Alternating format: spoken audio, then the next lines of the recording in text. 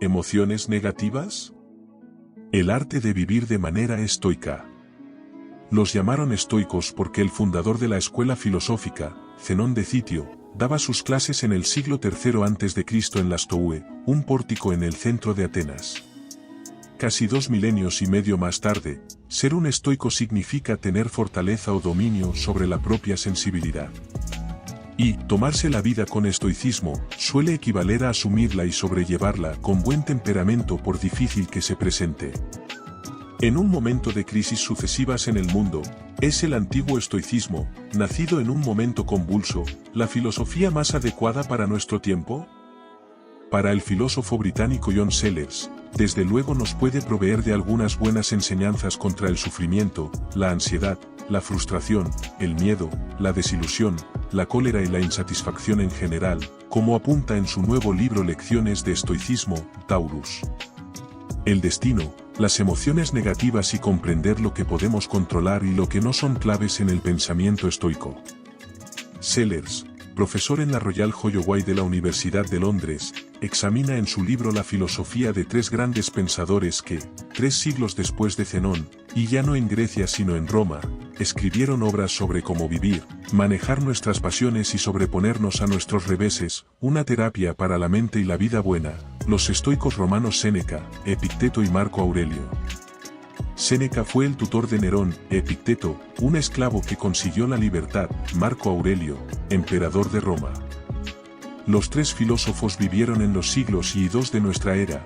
El cordobés Séneca fue el tutor del emperador Nerón, Epicteto, un esclavo que consiguió la libertad y fundó una escuela de filosofía, y Marco Aurelio, fue emperador de Roma. Vidas muy distintas que abrazaron sin embargo el estoicismo para vivir una vida buena, para comprender nuestro lugar en el mundo, explorar qué cosas están bajo nuestro control y cuáles se nos escapan, comprobar cómo nuestro pensamiento puede generar emociones dañinas y entender cómo de nuestras relaciones con nuestro prójimo surgen las alegrías pero también las tensiones de la vida diaria. Sellers comienza por Epicteto, de quien no sabemos ni el verdadero nombre, desterrado de Roma junto con todos los demás filósofos por el emperador Domiciano, que los veía como una amenaza. En Nicópolis, en la costa occidental griega funda una escuela y allí le llaman Epicteto, en griego antiguo, ganado, adquirido. Allí entre sus alumnos tendrá hasta el futuro emperador Adriano. Para Epicteto, el filósofo es un médico y la escuela donde enseña es un hospital para las almas. Y cuidar el alma para los estoicos significa tener 4 virtudes, ser sabio, justo, valiente y moderado. Buena parte de nuestra infelicidad, dice Epicteto, se debe a creer que controlamos cosas que en realidad se nos escapan. Epicteto diferencia lo que podemos controlar, nuestros juicios, impulsos y deseos, de lo que no, nuestros cuerpos, nuestras posesiones materiales, nuestro éxito. Buena parte de nuestra infelicidad, dice, se debe a creer que controlamos cosas que en realidad se nos escapan. En cambio, podemos controlar nuestros juicios, que determinan nuestros deseos e impulsos. Dejar de juzgar sin pensar, decidir qué es importante realmente y qué no y retomar el control de nuestras vidas. Epicteto pide imaginarnos como actores de una obra de teatro que no hemos escogido ni controlamos pero en la que nuestra tarea es representar nuestro papel de la mejor manera posible. Es la única manera de lograr lo que Zenón denominaba, el plácido fluir de la vida. Séneca por su parte se centró en las pasiones negativas y destructivas. Su carrera se desarrolló como consejero en las altas esferas de la corte imperial y se vio envuelto en enfrentamientos con gente poseída por emociones destructivas, emperadores como Calígula, Claudio y Nerón con poder sobre la vida y la muerte. De hecho Calígula, celoso de los dones de Séneca, ordenó su muerte y solo se retractó al conocer de su mala salud. En Sobre la ira Séneca señala que cuando la ira se apodera de una persona gobierna en su mente, la pérdida de control contra la que advierten los estoicos. Y la ira es producto de un juicio mental, así que podemos controlarla, y Séneca tuvo motivos para estar furioso, murió su hijo, le desterraron en Córcega 10 años, solo pudo volver a cambio de ser preceptor del joven Nerón, murió un amigo íntimo y se vio obligado al suicidio forzoso, Nerón ordenó su muerte por una supuesta conspiración. Se abrió las venas y como no moría le dieron cicuta y finalmente un baño de vapor para rematarlo. Pero, escribió, la adversidad es un entrenamiento y extraer lecciones positivas de sus experiencias le ayudó a salir adelante en circunstancias muy complicadas. La vida del emperador Marco Aurelio transcurrió con menos contratiempos y su reinado fue uno de los mejores de la historia imperial. Hacia el final de su vida, mientras guerreaba cerca de la actual Viena, empezó a registrar en un cuaderno sus intentos de asimilar las experiencias cotidianas y de prepararse para las futuras. Son sus meditaciones, leídas por Federico el Grande o Bill Clinton, pero que, dice Sellers, sirven para que cualquiera se identifique con el autor, un ser demasiado humano que tiene que vérselas con las presiones de la vida diaria. En las meditaciones un tema central es el destino. Aceptarlo es fundamental. No significa que seamos pasivos, sino que formamos parte de las causas que llevan a que los acontecimientos sean como son. El resultado no podría ser diferente y comprender que algo es inevitable evita generar más angustia. Lamentarse no tiene sentido y demuestra nuestra incapacidad para entender cómo funciona el mundo. La recuperación en nuestra época de la filosofía estoica nos lleva a ver los fracasos no como causas de angustia, sino como experiencias que debemos comprender como adversidades de nuestra propia vida. En los últimos meses, diversos medios han prestado una atención especial al estoicismo, una escuela filosófica con casi 2000 años de antigüedad cuyos integrantes se preguntaron qué hace virtuosa una vida. Personajes en apariencia tan disímiles como Séneca y el emperador Marco Aurelio fueron algunos de los filósofos más destacados de esta forma de pensamiento. Entre otras respuestas, los estoicos encontraron que la virtud de la existencia no puede alcanzarse si se ignora la adversidad propia de la vida, y es posible que, paradójicamente, por ese motivo la filosofía estoica cause tanta admiración en nuestra época. En efecto, culturalmente, nuestro presente proviene de un par de décadas en que se insistió hasta el exceso en pensar positivamente.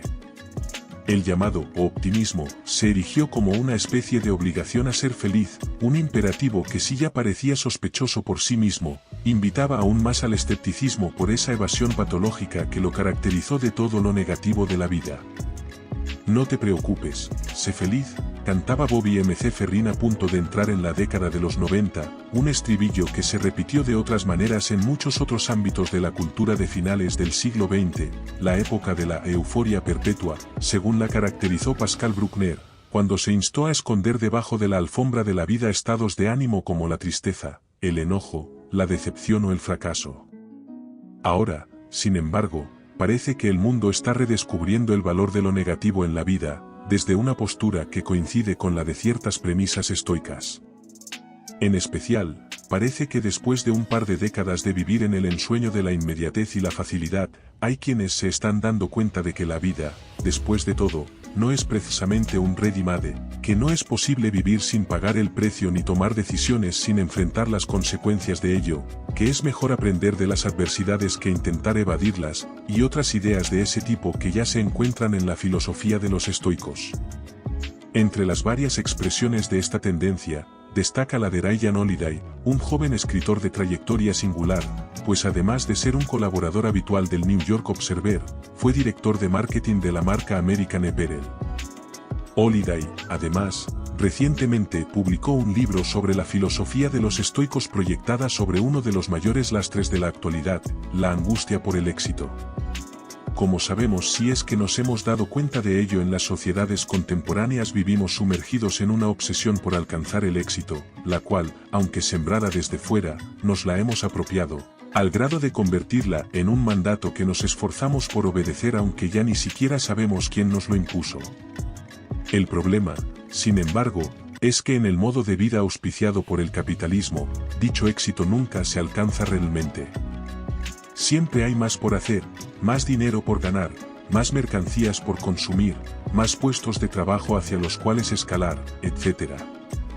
Y esa es la fuente de la angustia, pues el ser humano se encuentra entonces entre una obligación que lo lleva hacia algo que es por definición inalcanzable y quizá incluso inexistente o imposible. En este contexto, Holiday retomó el pensamiento de los estoicos para sugerir una posible salida al laberinto pesaroso de esta angustia. encarar la adversidad para encontrar el sentido que tiene dentro de nuestra propia existencia. En otras palabras, tomo cada fracaso no como tal, sino como un hecho derivado de las circunstancias de nuestras vidas, de nuestras decisiones y de nuestras omisiones. ¿Cuál es la ventaja de este cambio de perspectiva al respecto de los fracasos? Entre otros, que así podemos deshacernos, poco a poco, de un término que proviene desde el exterior y que tiene implicaciones concretas. Fracasar, para muchos, implica sufrimiento, dolor, tristeza, miedo, por encima de todo esto, inmovilidad. El fracaso paraliza porque se experimenta como algo que no se entiende, en buena medida por el origen mismo de la noción. ¿Cómo entender algo que ocurre dentro del marco de nuestra existencia con una categoría tan general concebida en el exterior? Entender el fracaso como un hecho de nuestra vida nos plantea otro tipo de obligación o, mejor dicho, de responsabilidad, y no para con un sistema o un agente exterior, sino simplemente para con nosotros mismos. Abrazar las experiencias adversas como parte de nuestra vida, y en especial, de nuestra formación como personas, discernir que de esa adversidad podemos resolver y que escapa a nuestro margen de acción. Una lección de los estoicos: pensar positivamente no nos conduce al éxito.